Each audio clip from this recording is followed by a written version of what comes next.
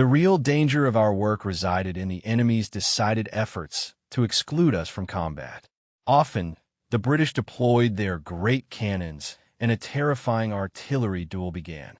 Our observers strove to see the explosions with their binoculars and shouted frantically new coordinates with the hope that we could destroy the enemy weapons before the explosions that advanced toward us, directed by their observers, could find us. Their artillerymen were as skilled as ours, and victory depended on each crew's ability to correct, load, and shoot faster than the enemy. Our lives depended on teamwork and sheer luck. Even more dangerous than the artillery duels were airplanes.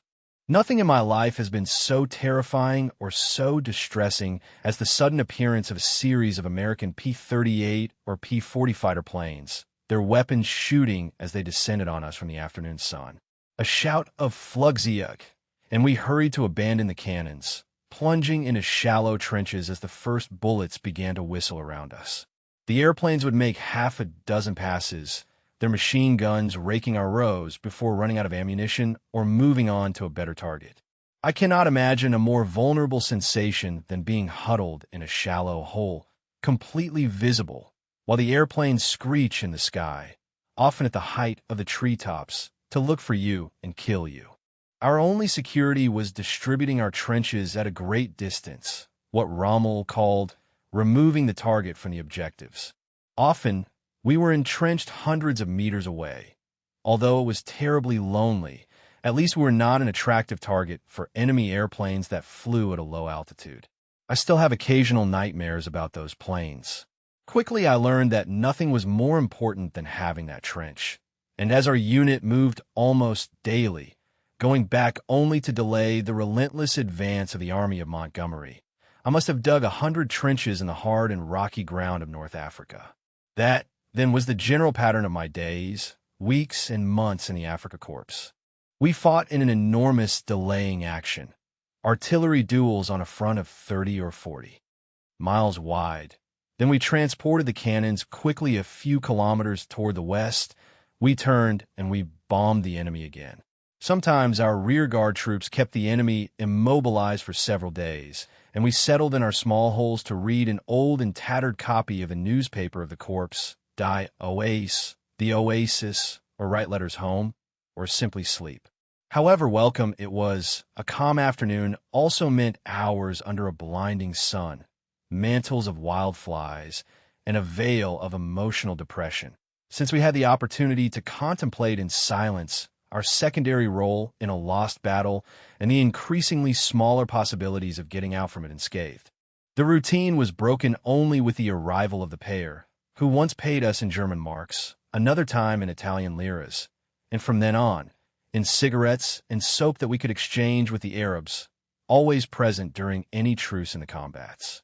Although we agreed that the money would not be of much use to us in the desert, we considered the change of currency a bad sign. And of course it was. We retreated between 60 and 80 kilometers a day, while more than 100,000 German and Italian soldiers, many of them already diminished by the illnesses and the dysentery, hurried to surround the western end of North Africa and escape toward the south. The British advanced quickly through the terrain we left behind, and we heard frequent rumors that our old positions had been taken by the enemy only days after our departure. We got used to seeing burned tanks on the sides of the roads, with the shattered bodies of their crewmen among the remains. We were in a true predicament, and we knew it. The coastal city of Medellin fell to the British on February 17, 1943, as we entered the Tunisian desert. We tried to turn toward the south, but we discovered that we had been flanked by the American forces in Gafsa, Tabessa, the pass of Kasserine, and Spaiba. Although Rommel continued behaving brilliantly, it was clear that the Panzer Afrika Army was being cornered in the Tunisian pocket. Rommel attempted a desperate escape on March 9th, returning over the British in Medellin with all the force of our three panzer divisions, the 10th, 15th, and 21st. We were repelled and lost a third of our armored force. It was the beginning of the end. Without the common soldiers knowing, Rommel was sent home in March, almost in disgrace, and the Army Group Africa went on to be under the command of Colonel General Jürgen von Arnim, a veteran of the Russian front. 9 weeks later, the 5th Panzer Army, the 1st German-Italian Army and the elite Afrika Korps were destroyed. Von Arnim was forced to surrender to the Allies and was sent to a special camp for high-ranking German officers in Clinton, Mississippi, and for 130,000 German and Italian soldiers the war had ended. Of course, we knew nothing about those grand plans. Like all the infantry soldiers of the world, I was only aware of the events that took place in a radius of 30 meters around my trench. For me, the great plan simply consisted of going where they ordered me and trying to survive the flies and the heat, the airplanes that machine-gunned us and the artillery duels, and the deprivations that a massive retreat entails in the name of a lost cause. March advanced into April, and we knew that the end could not be far off. Our army was now cornered in the peninsula of Tunis, and they were driving us toward the coastal cities of Tunis and Bizerta. Then I received the order to go to Berlin to complete my officer training course and receive my commission. But I could not leave. We were surrounded. Suddenly, one day in mid-April 1943, everything stopped. It was disturbing. Suddenly, everything was silent. No airplanes were seen, nor was artillery fire heard in the distance. No whistles or orders, only silence. We sat in our extensive line of trenches and waited for orders. At nightfall, our officers went from trench to trench telling us to relax and await new orders. The next day, they told us that we were already out of combat and that British soldiers would come to pick us up in trucks in the next few days. Curiously, after months of terrible combat, suddenly I did not feel rancor toward the enemy. Both sides had fought well, and they had simply won. That was all. It lacked any emotion. Exhausted and relieved it was over. We lay in our small trenches for 3 days straight, reading tattered novels handed to us by a representative of the German Red Cross who passed by, shouting from one trench to another and dozing in the afternoon sun. Suddenly, we saw soldiers in British desert shorts deploying towards us and, within seconds, helping us up and lining us up. We saw the victors were exhausted too. Throwing away our heavy regulation helmets, we put on the comfortable long-billed caps of the Afrika Korps, and we got up, staggering, to become prisoners of war. I spent the following week stunned. Most of us were too tired to talk. We went where we were told and answered numbly to the many routine questions we were asked. The Army personnel were separated from the Air Force personnel and the officers from the enlisted. They registered us, took our fingerprints, photographed us, and sent our names to the Swiss Red Cross and the International Committee of the Red Cross to transmit them to our worried families. My new identity was prisoner of war number 81. 81 is the designation of the captives of the North African Campaign. G is for German and 80392. They searched us for weapons and military documents, but since we were not officers, we had nothing. That fact never seemed to bother our captors, who saw us as an inexhaustible source of war stories.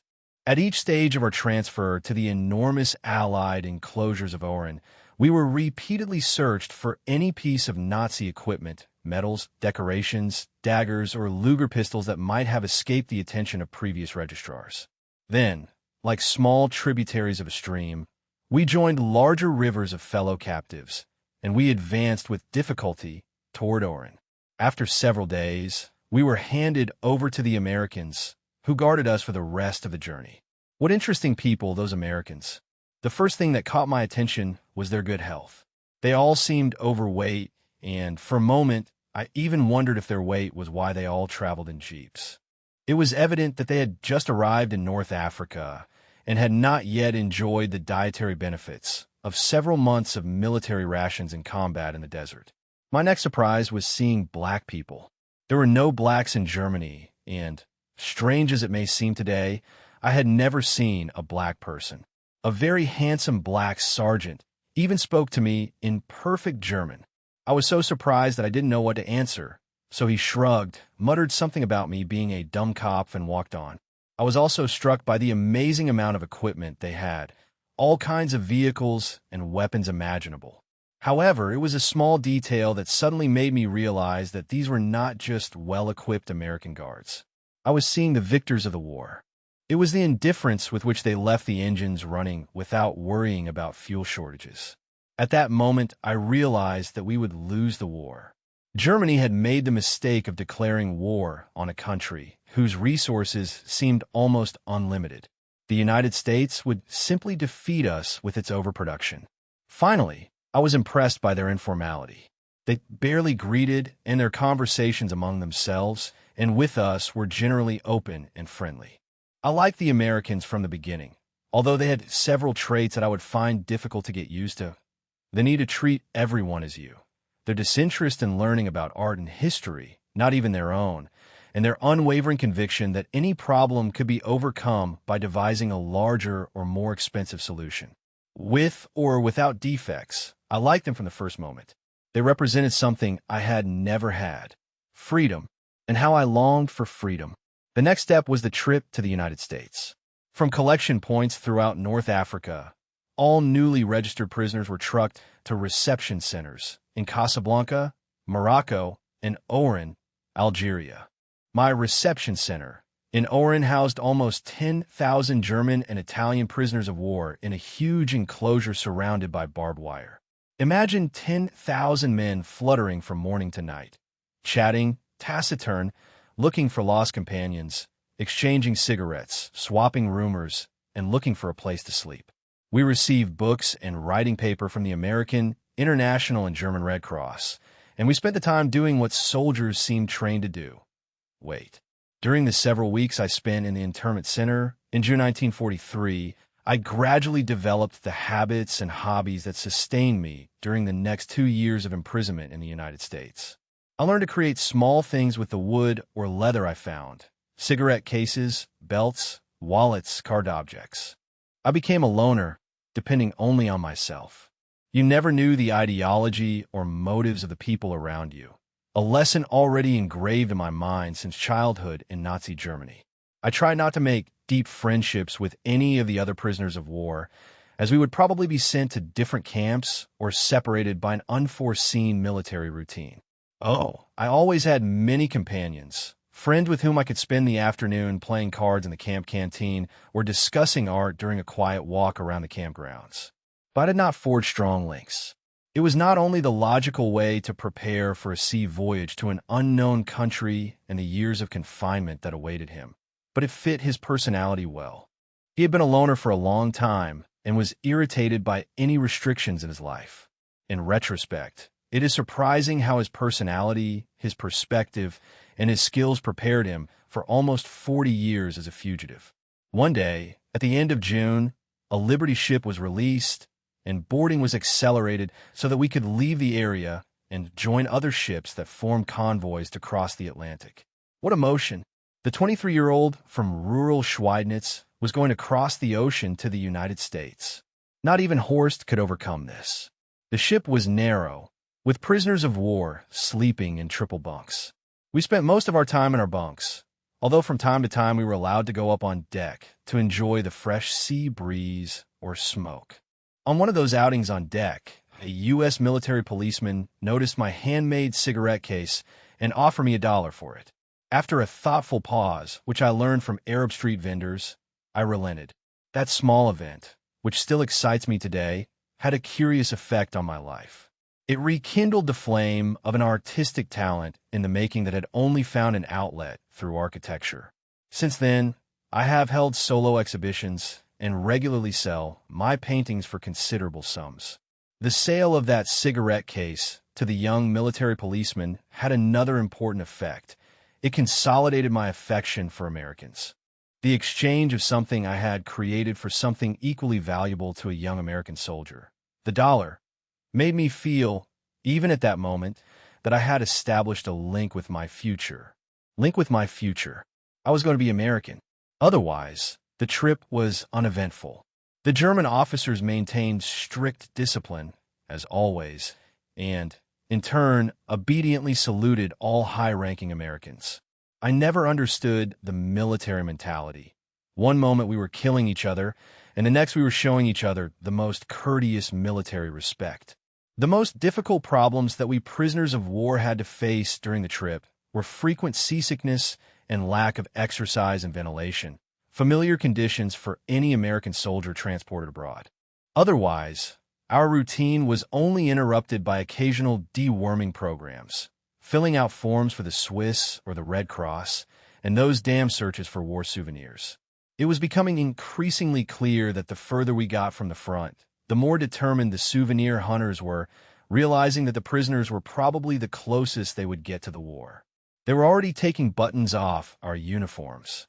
I consider myself lucky that I still retained most of my Africa Corps uniform when the ship docked in New York in mid-August. Once again, we were searched, disinfected, and, of course, registered. Then we were made to get on the trains that were waiting for us. The train journey to my first prisoner of war camp in McLean, Texas. At the end of the war, I would routinely be transferred to 4 more camps. Was perhaps the most impressive 10 days of my young life. Under the watchful eye of the armed military police who walked the aisle of our car, we sat with our faces glued to the windows. The United States seemed infinite to us, and we were mesmerized as it passed before our eyes. Bustling cities, small villages, forests, and plains, and my God, the number of cars. We simply did not realize how big the United States was, a fact that now convinced most of us that escape was useless. While a few diehard Nazis continued to murmur that it was obvious that they were taking us away from the bombed cities, or that we were lucky to be in the United States to welcome Hitler when he invaded the country, most of us settled down, humble and nostalgic, as we watched the landscape change to the vast treeless prairie of north-central Texas and the prisoner of war camp McLean. There were more than 150 prisoner of war base camps throughout the country, each with between 2,000 and 4,000 men, and literally hundreds of small satellite camps of perhaps 200 or 300 men built to bring us closer to the harvests or workplaces. Each base camp, like McLean, was built to a standard design by the Corps of Engineers. The camp was divided into 4 enclosures of between 500 and 750 men each, and each enclosure, in turn, consisted of 4 barracks with about 150 men. Gravel corridors and paths ran throughout the camp.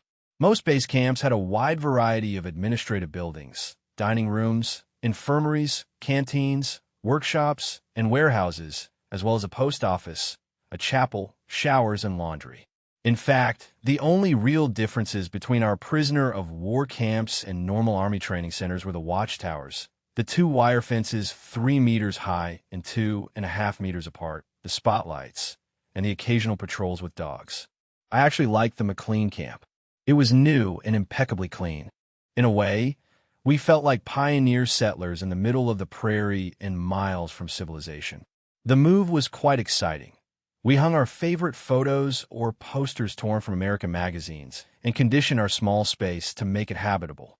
It was the closest thing to a home we had had since we left Germany, and I felt quite comfortable there. The food was great: meat, vegetables, milk, desserts, and even wine and beer on occasion in the camp canteen. There were many educational and craft programs to keep us busy, although no adult man could completely escape the boredom of confinement. Red Cross officials and local clergymen regularly checked to see if we needed sports equipment, musical instruments, and reading material. The weather was magnificent, and our only military responsibility was to form ranks every morning under the bright, clear sun to be counted and salute the American officer in charge. As I spoke English quite well, I was asked to translate the orders and directives of the camp authorities and transmit the requests, petitions, and protests of the prisoners. In a very real sense, the 8 months I spent in McLean, Texas, changed my life. I fell in love with the West. Vast, silent, rugged, and beautiful. Like most Europeans, I had grown up reading the Western novels of Karl May. Aryan cowboys engaged in mortal combat with wild, though sometimes noble, Indians. Hitler's radio broadcasts used to mention some heroic struggle from a Karl May novel to illustrate a demand for continued sacrifice for Germany. I firmly believe that Hitler declared war on a United States created from the inaccurate image painted by Karl May. However, as industrialized and populated as the East Coast was, the West was really as I had imagined it when Horst, Heinz, Ursula, Susan, and I sneaked through the parks of Schweidnitz in search of cunning Indians. In a way, my escape from Camp Deming in New Mexico 2 years later was as much an embrace of the American West as fear of returning to Soviet Germany. The West represents the purest form of freedom and self-sufficiency, independence, and connection with nature. In fact, during the 4 decades since my escape, I have rarely left the West Coast. While the FBI combed the urban centers of New York and Chicago, and Army intelligence units interrogated my former classmates from the Oberrealschule for clues about my hiding place in the French zone of Germany, I lived and worked in places like San Pedro, Santa Cruz, Palo Alto, and San Francisco. My love for the West Coast and its folklore has never diminished. I was at Camp McLean from August 28, 1943, to April 27, 1944, and I was saddened that several of us were ordered to be transferred to Camp Mahia, which is pronounced Mahia. These transfers occurred routinely for reasons we could never understand, but I was still sad to leave. The Mahia camp turned out to be just as pleasant, and I developed a deep affection for the green expanses of East Texas. The layout of the camp was more or less the same, as was my work, although I expanded my duties and began working as camp draftsman. Otherwise, the routine was the same as at McLean. I was a prisoner of war in Mahia from May 16, 1944, to December 28, when I received another transfer order. This time, it was to the prisoner of war complex attached to Fort Knox in Kentucky. I had barely had time to settle in. I had only been there for 15 days when a group of us were transferred once again. In the Army, one learns to accept senseless decisions with bewildered tolerance. To my delight, my new home was Camp Huntsville in the mountainous region of Central Texas. As before, the layout and routine were generally the same as in the previous camps. I enjoyed Camp Huntsville and was saddened, though not surprised, that 6 months later, on June 5, 1945, a group of us were told to pack our bags again. Now it was Camp Lordsburg, New Mexico, although not for long. I probably saw more of the western United States in 2 years than most Americans do in their entire lives. After a few days in Lordsburg, I was told that I was now needed at the Deming Secondary Camp, 56 miles to the east. As much as I liked the adventure, I was quite tired of packing and unpacking, of never knowing if I could risk feeling comfortable or starting to make friends. When the truck coming from Lordsburg took us through the main gate of Camp Deming, and we looked blankly at the military ritual of handing us over to the new camp officers, I silently promised that this would be my last camp of the war.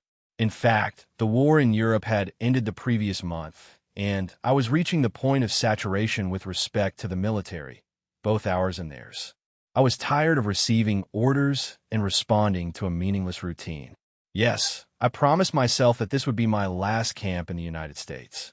Not only was I about to end military life, but conditions in the prisoner of war camps were deteriorating rapidly.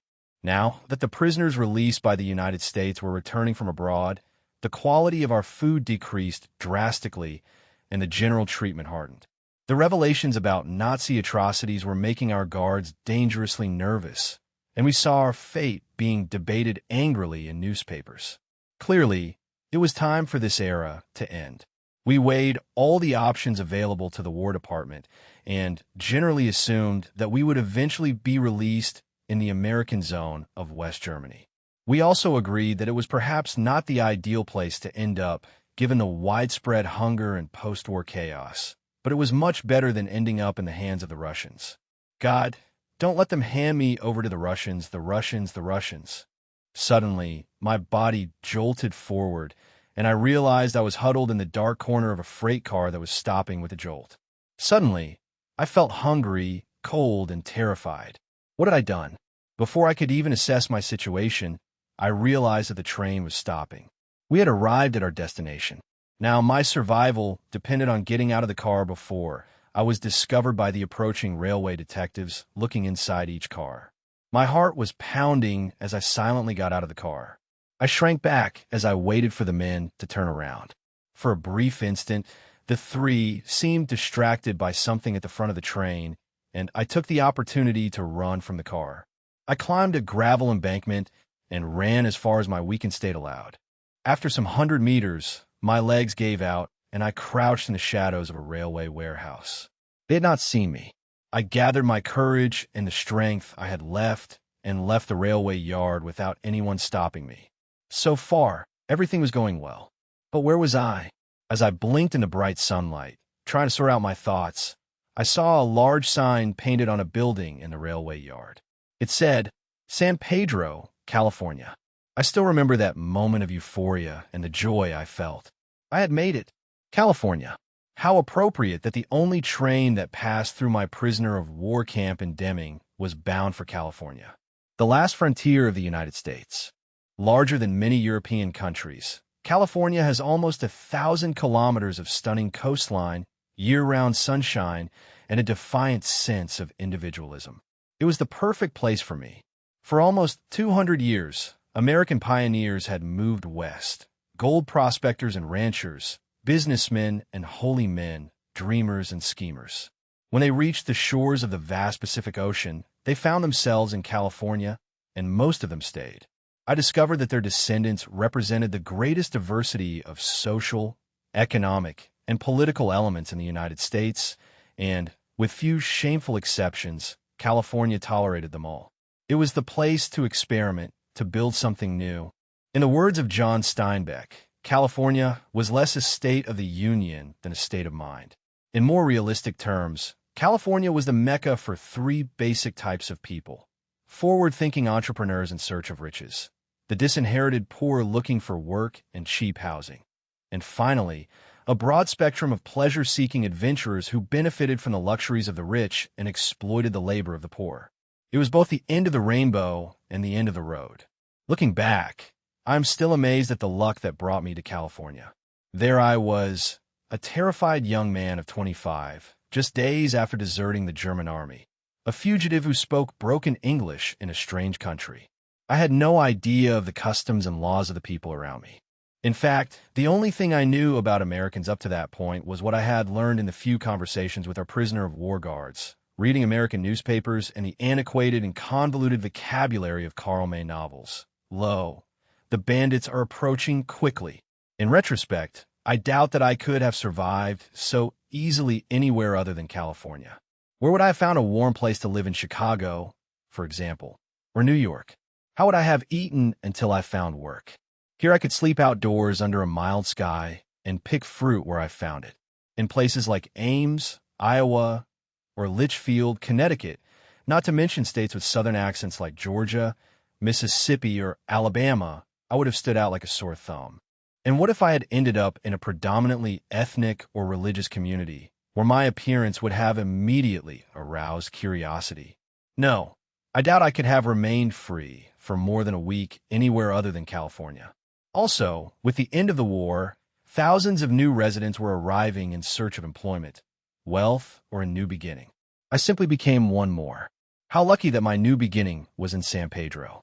The famous port of Los Angeles, gateway to the Pacific, is actually the coast of several communities 30 miles from the inland metropolis of Los Angeles.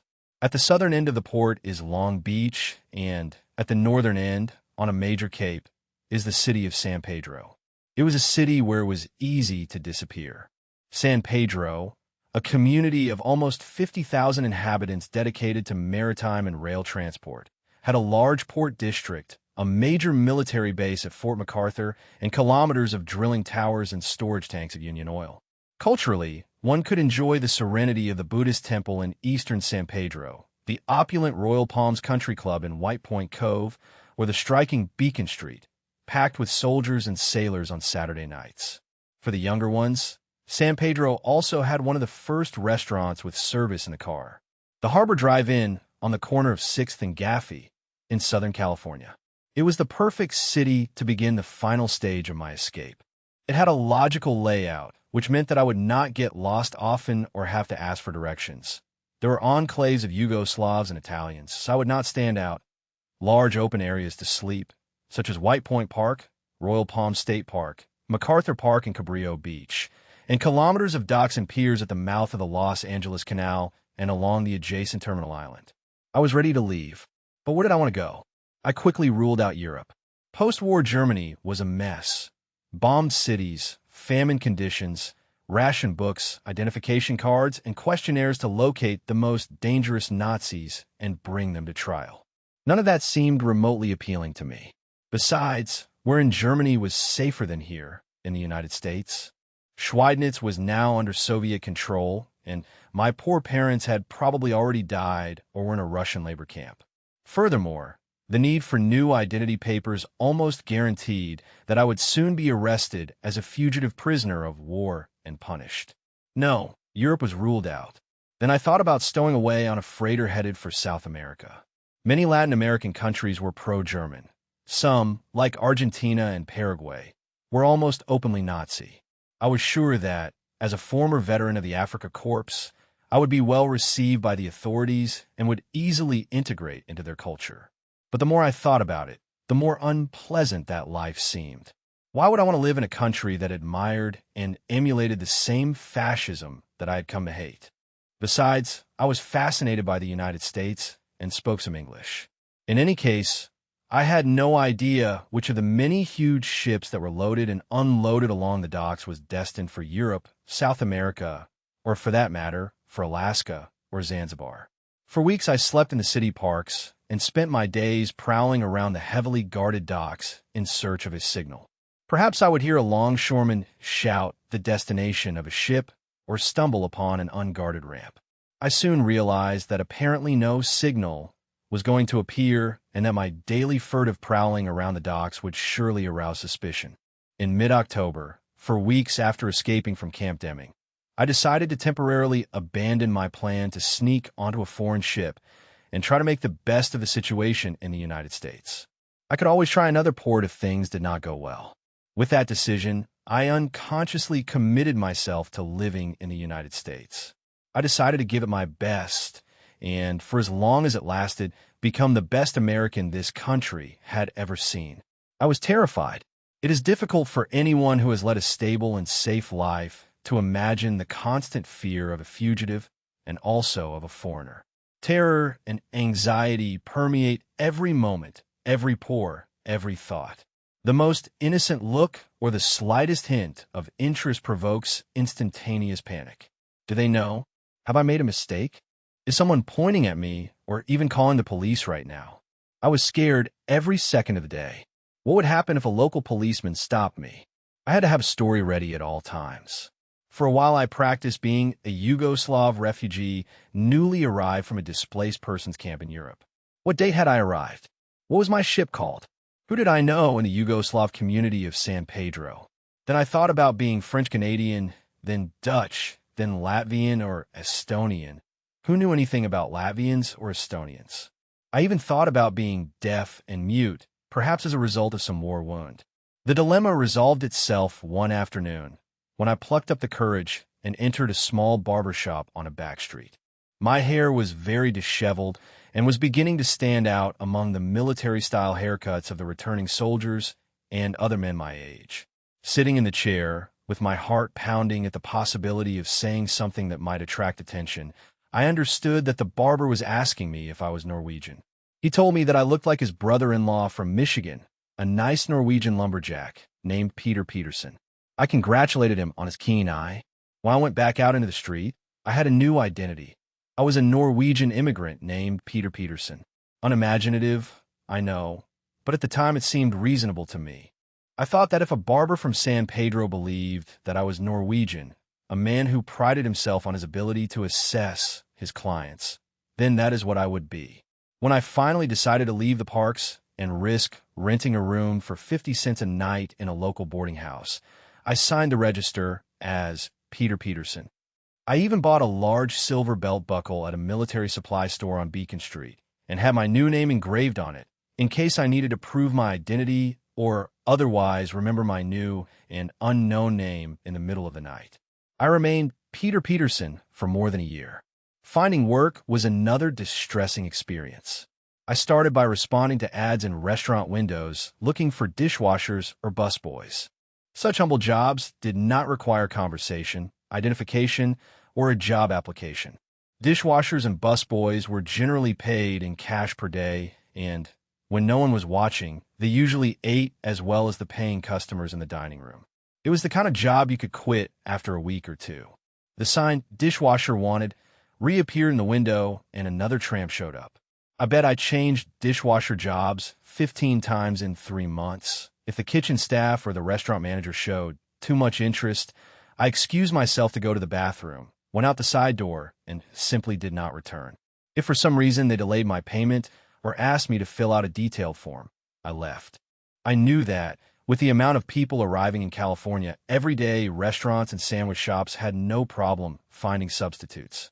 I also changed boarding houses frequently, sometimes so hastily that I left my few belongings behind. I must have changed my cheap cardboard suitcase 5 times. But earning money to eat and changing rooms were minor concerns compared to my main obsession. I had to learn to be American.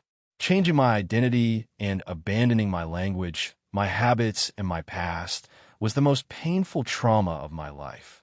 In fact, it could be said that my entire adult life has been a continuous perfection of my new identity. Literally, I had to become another person. No habit or point of view was too insignificant to be evaluated and, if necessary, eliminated. I had to change the way I walked, going from my German military step to a more relaxed gait. The way I shook hands, I had to stop lowering my head and automatically shaking women's hands. Even the melodies I whistled without thinking, Benny Goodman was fashionable, Deutschland über alles was out of fashion. Americans simply cannot understand the re-education to which thousands of immigrants around them are subjected. I had to learn how to comb my hair, for example, instead of combing it back in a European style. I learned to eat my most abundant food at night instead of at noon, as we did in my country, and to approach life with an informality that bordered on rudeness. And then there was the use of cutlery. Europeans eat with a knife in one hand and the fork in the other, which is still the most logical way to eat, in my opinion. It took me months to get used to the curious custom of using only the fork and switching hands to use the knife. And that was just the beginning. Every day I was surprised and puzzled by new customs and expressions. I discovered that hitting a home run meant doing something correctly. Getting on strike meant failing, and getting to first base used to mean a pleasant evening with a young woman. I learned that Count Basie and King Cole and Duke Ellington were not members of royalty, and that the music was long hair, swing, ragtime, and bebop. Think of the number of colloquial words that are just to refer to money. Bucks, lettuce, smazolas, moolah, greenbacks, sawbucks, 5 spots, C-notes, 2 bits, etc. Or the military jargon in our vocabulary, such as AWOL, ASAP, snafu, etc. One could be on the make, on the take, on the sauce, or on the wagon. I discovered that words like rough and tough did not allow me to pronounce dough, and that grandiloquent speeches about democracy did not prepare me for drinking fountains and waiting rooms with signs for whites and colored. I also learned that John could be Jack, James could be Jim, Robert could be Bob, and that I was invariably Pete. Every day was a new and terrifying adventure. What if I made a mistake? What if I said something without thinking? For years I had automatically raised my hand in the meaningless Hitlerian salute to the merchants and strangers passing by on the street. What if it escaped me in San Pedro, California? I had been in the Army for almost 5 years. What if I inadvertently shouted, "Jarl," at the orders of a restaurant manager? My Norwegian story could only cover so many mistakes before people started to suspect. Of course, all new immigrants run the risk of being ridiculed with every word and every gesture, but in my case the punishment would be arrest, imprisonment, and deportation to Soviet-occupied Germany. Therefore, I had to be extremely cautious while working frantically to improve my faltering English and purge myself of every vestige of my German past. Furthermore, I could not share my secret with anyone. Close friends and romances were out of the question. I had to adapt alone and fast. I was never going to sleep at night, neither then nor now, without examining in detail the events of the day, looking for any slip in my behavior, and preparing for the events of the following day. It was also becoming clear that my excessive caution and frantic efforts to integrate into my new country were motivated by something more than the terror of being arrested and deported. I realized that I really wanted to stay in the United States and perhaps one day even become a legal citizen. That soon became my secret fantasy. As a result, and unlike most persecuted fugitives, I never consciously broke any law and paid my taxes every year without fail, under whatever name I was using at the time. Like millions of immigrants who came to the United States before me, I was grateful to be here. What a wonderful country, the United States. The abundance of food and goods, the acceptance of diverse opinions and lifestyles, and the generosity of its people are truly unique. I assure you that there is no other country in the world that offers free matches in restaurants, free pencils, paper and soap in hotels, free road maps in gas stations, free rolls and cookies in coffee shops, free peanuts and pretzels in bars, free samples by mail. The abundance of the United States continues to surprise me to this day. The mobility of Americans also impressed me. Europeans rarely move from one city to another or, in fact, from one apartment building to another. Generations of families were rooted in their communities, regardless of fires, floods, or civil insurrections. Wars and famines can interrupt the continuity of life, but the survivors return to their homes. However, Europeans who move face an avalanche of bureaucracy and mandatory permits. And the same is true for work. Europeans of my generation could not freely change jobs. Men and women had to have a workbook that contained their complete work history, and a change of job meant signatures, certification of payment of union dues and comments on the quality of the work performed. What a feeling of freedom it was for me to change my address or look for a new job when I felt like it. And what a joy to live without always having to carry the identity card on me. Here it was not necessary to identify oneself at the whim of a petty bureaucrat, the manager of a hotel, or the supervisor of a factory. I think the best example of this unique independence is illustrated by an episode that happened to a friend of mine. A policeman stopped him for not having his dog on a leash in a park in Denver. The policeman began to fine him and asked his name. "John Jones," replied my friend Stephen, irritated by the slowness with which the policeman treated such a trivial matter. The policeman asked him to show him some identification, but my friend assured him that the law did not require it. He said that he did not drive and, therefore, did not have a driver's license, that he had been in the Army, so he no longer needed to carry the recruitment card with him, and that he did not read enough to need a library card. Finally, the policeman raised his hands and let him go with a warning. In Germany, the impossibility of presenting official identification, not to mention such a challenge to authority, would have had consequences, but not in Estados Unidos. To my relief, I was never asked to present identification during my first years in Estados Unidos. The war was over, and the Americans were fed up with official forms, ration books, recruitment cards, V-mail, and the like. It was time to enjoy victory and peace. In addition, the nation was moving. Demobilized soldiers were looking for good jobs and university studies guaranteed by the GI Law. The rich were moving to California and Florida. Immigrants were arriving en masse from the war-torn refugee camps of Europe, and migrant workers arrived by the thousand from Mexico. The prevailing mood was unrestricted mobility, and identity documents were not part of the post-war spirit. In those days, many drivers did not even bother to carry or renew their licenses, much less voter registration cards or fishing permits. It was before computers and credit cards, and in rural California in the late 40s, a library card or even a recent letter was usually enough identification for minor matters. In my case, I was always terrified of proving my new identity beyond the name engraved on my belt buckle, or that a general registration program would be introduced, but the problem never arose. Luckily, I managed to go unnoticed until December 1947, when a San Francisco employer forced me to apply for a Social Security card. Luckily, by then my English was good enough to get by in that moment of panic. But until then, I had to survive and maintain my freedom. To do this, I knew I had to leave San Pedro as soon as possible. The longer I stayed in a community, the greater the chances of making a mistake or being recognized. It was evident that I could not stow away on a freighter bound for South America, the docks regarded, and climbing the huge mooring line seemed so dangerous that it made me reconsider the idea. Also, I did not want to leave Estados Unidos. But on Christmas 1945, I felt it was time to leave San Pedro, and early one morning, just before New Year, I did. Like most Americans without cars then, I traveled by bus. It was safe, efficient, cheap, and anonymous. You could travel from Los Angeles to San Francisco on the Pacific Greyhound for the nostalgic price of $6, and you could even reach the smallest and most remote towns, or, if necessary, flee them. I really enjoyed traveling by bus along the rural West Coast. No one asked your name when buying a ticket. The dress was informal, and you could be as reserved or talkative as you wanted. If I said something silly or mispronounced a word, my fellow travelers would laugh good-naturedly, but it was very unlikely that there would be a policeman among us. I enjoyed the freedom of getting off in any small town I wanted, working a few days, and moving on.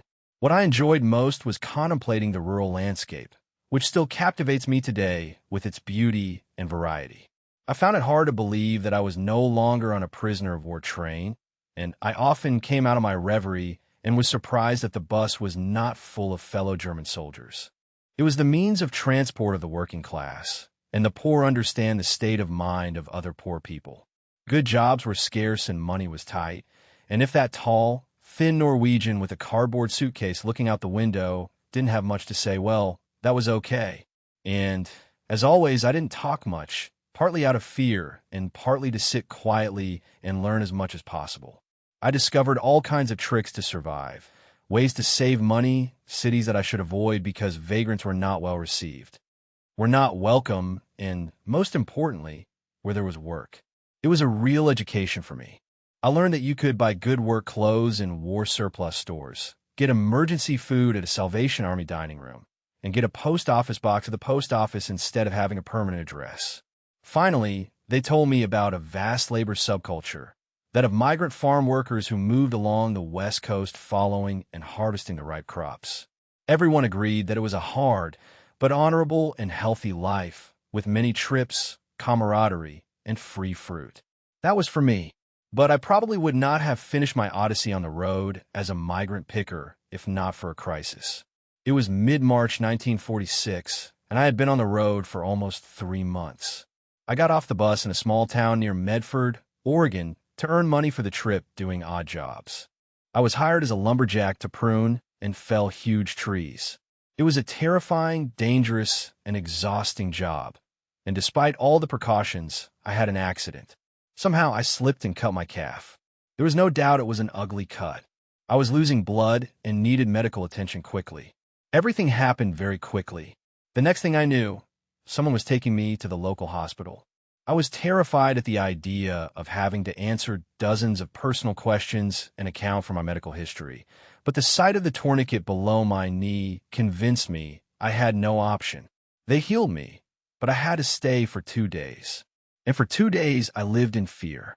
What if they investigated Peter Peterson or looked for his non-existent medical history? What if I started speaking German under the effects of medication or in my sleep?